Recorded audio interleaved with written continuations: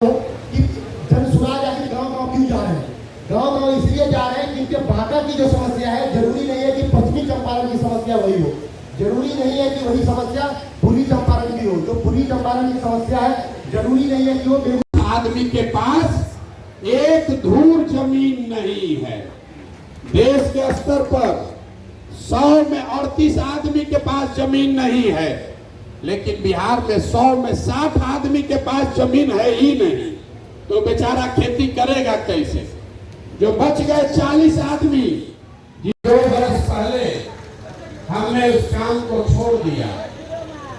अब आप पूछिएगा कि जिस काम को करके इतना नाम, पैसा, शोहरत कमाए, वो काम यात्रा शुरू की और सफलता प्राप्त हुआ। उसी तरीके से प्रशांत किशोर जी जब बिहार को बदलने चले हैं, तो ये यकीन मानकर चलिए कि एक दिन बिहार जरूर बदलेगा, क्योंकि इसकी शुरुआती चंपारण से हुई है।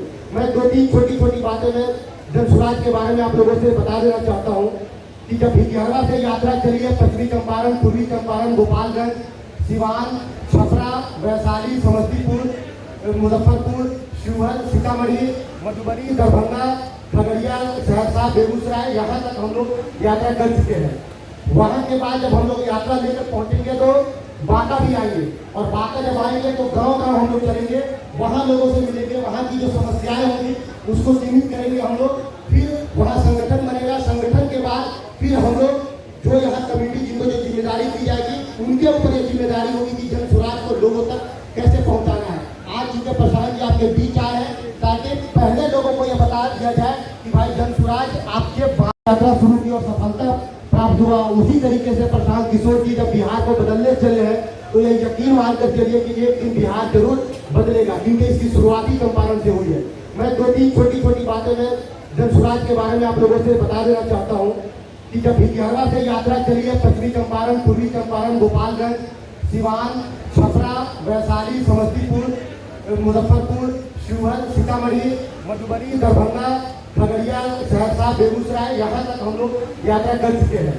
वहाँ के बाद जब हम लोग यात्रा लेकर पहुँचेंगे तो बांका भी आएंगे, और बांका जब आएंगे तो गांव-गांव हम लोग चलेंगे, वहाँ लोगों से मिलेंगे, वहाँ की जो समस्याएं होंगी उसको सीमित करेंगे हम लोग। फिर वहाँ संगठन बनेगा, संगठन के बाद फिर हम लोग जो यहाँ कमेटी जिनको जो जिम्मेदारी दी जाएगी, उनके ऊपर ये जिम्मेदारी होगी कि जनसुराज को लोगों तक कैसे पहुँचाना है। आज चूंकि प्रशांत जी आपके बीच आए हैं, ताकि पहले लोगों को यह बता दिया जाए कि भाई जनसुराज आपके 4 गो गाय भैंस को जरूर पाल सकते थे। कोई किराना का दुकान खोल लेता, कोई सीमेंट खाद का व्यापार कर लेता, वो आप क्यों नहीं कर पाए? उसके लिए किसी नेता सरकार का जरूरत नहीं है, वो इसलिए नहीं कर पाए। एक आंकड़ा सम्मान करने के लिए आपका हृदय से आभार व्यक्त करते हैं, आपका धन्यवाद कर रहे हैं। मेरा ही नाम है प्रशांत किशोर। हम कोई नेता नहीं हैं, बिहार के एक साधारण परिवार के लड़के हैं। हमारे अपने बाबा मजदूर थे, बैलगाड़ी चलाते थे।